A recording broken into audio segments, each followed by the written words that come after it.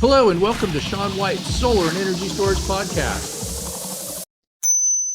Hello and welcome to Sean White's Solar and Energy Storage Podcast. Here we are at SNEC, the world's largest solar and storage conference. There's about 500,000 visitors here this week. It's been exciting. It's been tiring. We've been up late. We've been getting up early.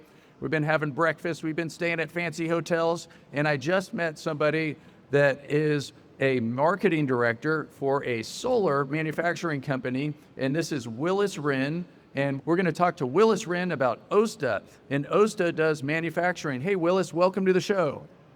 Hello, nice to meet you. Hello guys, I'm Willis Ren from OSDA Solar. Hello. Great. And so I was wondering just about all the different things that you manufacture. This is the manufacturing hub of the world. In fact, do you know how much of the solar industry comes right out of the Shanghai area, like in surrounding cities?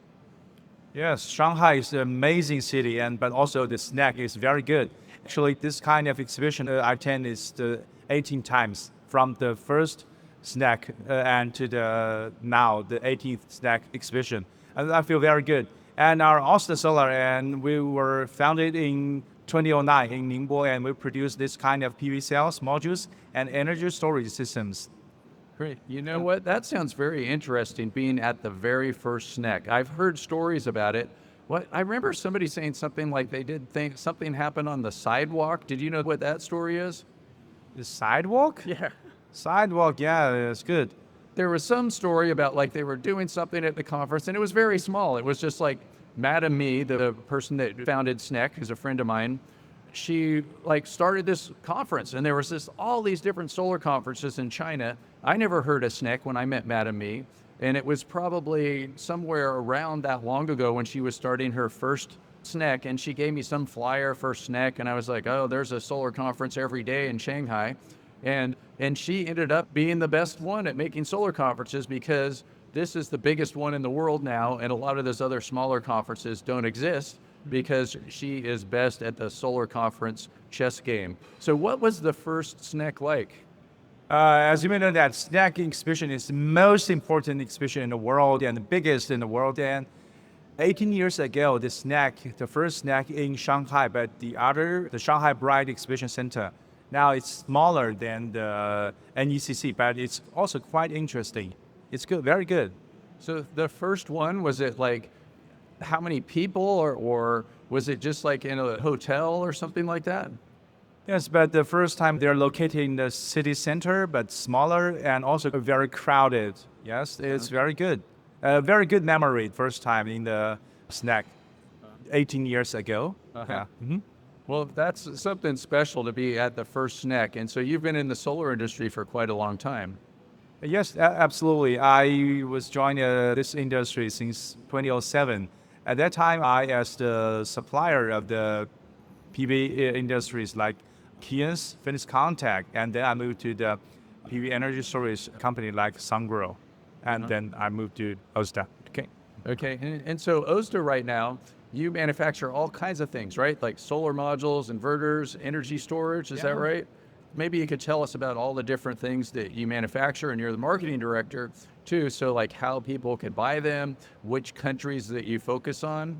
Okay, we were founded in 2009, and we mainly focus on the PV cells, modules, and energy storage systems. And the market, we have more customers, more than 100 countries, and more than 10 offices around the world. This year, we are mainly focused on the Belt Road countries. It means the MENA and the Southeast Asia, and also the South America, like Brazil, Chile, yeah.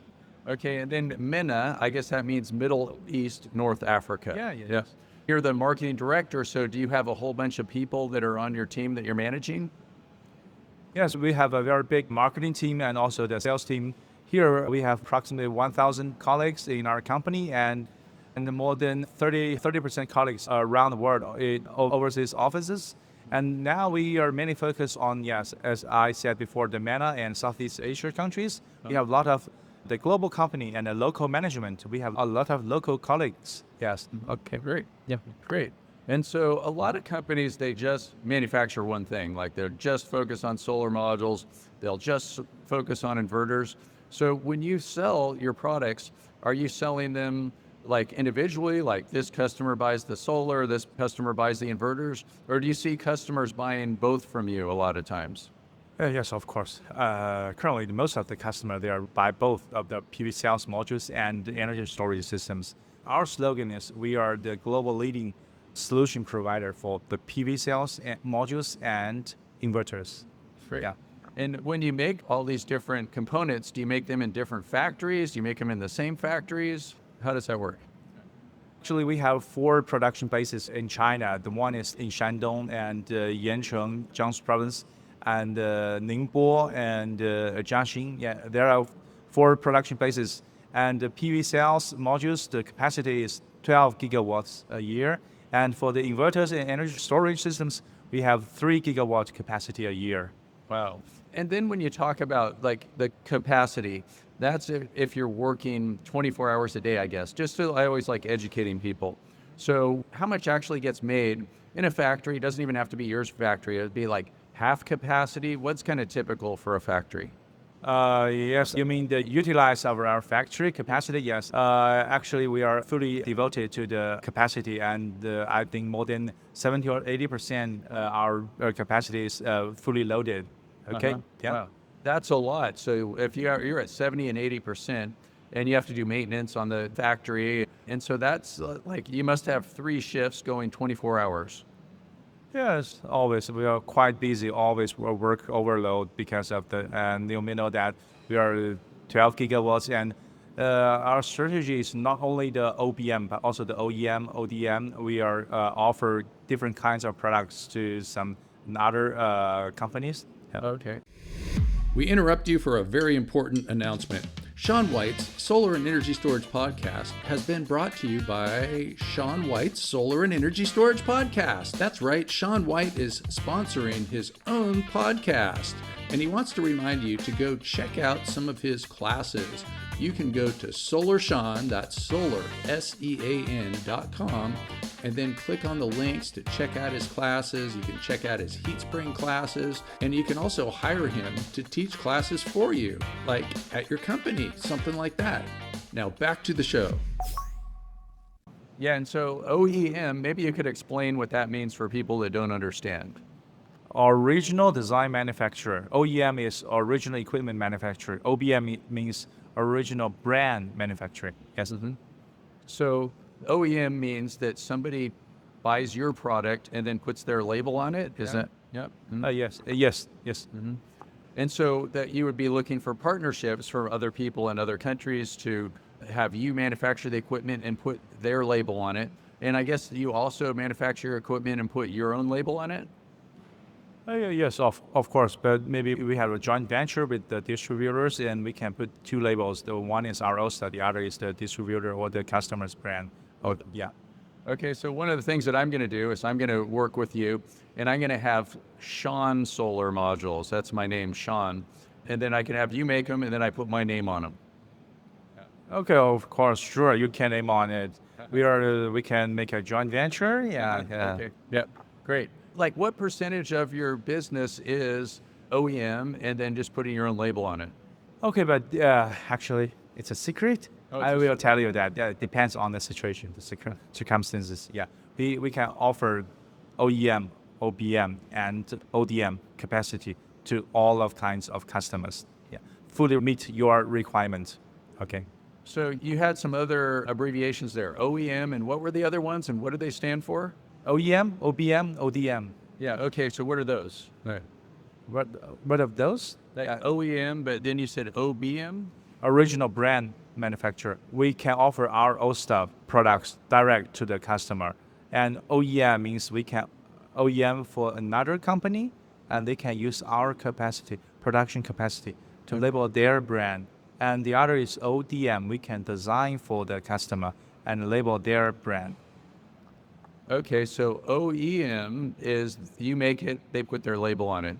OBM is you make it, you put your label on it. And what was the last one again? You mean the ODM? Yeah. Original design. We are not only production, but also for design for the customer. If they are not familiar with the PV cells or modules, we can design for them and manufacture for them and labeling for them. Okay, so ODM, and that also means you're manufacturing too with ODM? Yes, ODM, actually I would like to say ODM means OEM plus design. Okay, so sometimes with regular OEM without ODM, without the design, they're making the design and you do the manufacturing. Okay, I get it. So OEM goes with ODM, except with ODM, you do the design. Do you see more OEM with the ODM or just OEM by itself? Currently, most of the customers, they would like to have the OEM service. Yeah. Okay, so they want to do their own design. Yeah. Yes, Okay. yes. Okay, all this stuff is like, I'm learning things, so thanks for educating me. And I do a lot of education, so now I could tell other people about this, the difference between OEM, original equipment manufacturing, and that means that they are doing their own design, and ODM, that's OEM with you doing the design. And then there is OBM, and that's when you just put your own label on it. Yeah. Yes, Okay. yes. Great. And you do that for all different types of equipment. So the solar modules, the inverters, that's a lot of work, not just specializing in one thing. And I mean, it's completely different. And then as far as like doing the manufacturing, what kind of manufacturing are you doing? Is it like assembly of modules, refining silicone, or what would it be? The silicon, you mean the silicon, but it's supplied from other companies' resources. We produce PV cells, modules, and inverter energy storage systems. Okay, so you produce the cells. Do you do the wafers? Cells, no, not wafers, only cells and modules. Okay, so you buy wafers and then you make cells and then you go up to make the whole solar module. Yes. And then you'll also make an inverter. And what kind of inverters are you doing? Utility scale, all different types? It's especially for the residential level, residential distribution, and also currently we have the CNI, commercial and industry levels. But maybe then next year we are get access into the utility scale. Yeah. Okay. Good. And so when you're doing utility scale, are you going to be doing more string inverters or central inverters? Oh yeah, yes, of course. But the business case, as you may know, that residential is for the distribution segments, and the utility scale mainly for the project or the state grid like this kind of customer. Totally different business case, right? Okay, but then maybe the next year we will get access into the utility scale. Yes. Great. Yeah. Great. And so what would be like, say, the smallest inverter that you make and the biggest inverter that you make? The biggest inverters, right? We have the string inverters, and we can also provide the solutions to the customers, also more than megawatts. Yeah. So like large. Yes. They can combine parallel connection to even megawatt levels. Okay, great. So you go up to megawatt. And then how about the smallest inverter? Smallest, the micro inverter, 400 watts, 800 watts, especially for the balcony PV systems, especially in the German market. Yes.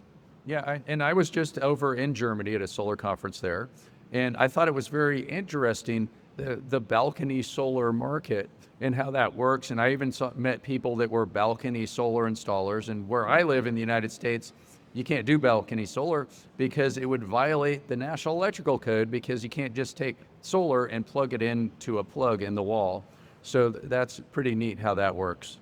Oh, it's good. PV balcony solar is very easy to use, easy installation, easy to use, and easy to get access into the grid. Yeah. Great. How big is your balcony and solar inverter, just by the way? The normal case is the 800 watts plus PV modules, and currently we have the portable battery for the whole systems, and especially in the German market. Okay.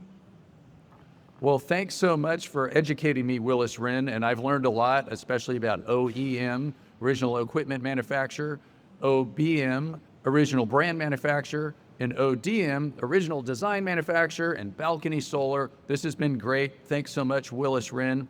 And we're going to put more information in the show notes about Osda Solar and any other places where you want people to find you. Online and offline. Offline, we are in Ningbo, Jiaxing, Yancheng. And online, you can follow us on WeChat Video, LinkedIn, Facebook, X, Instagram. Yes, thank you. Sounds like we can find you anywhere. And thanks for listening to Shawn White's Solar and Energy Storage Podcast. To learn more, get yourself certified. Go to SolarSEAN.com. Thanks a lot. Woo!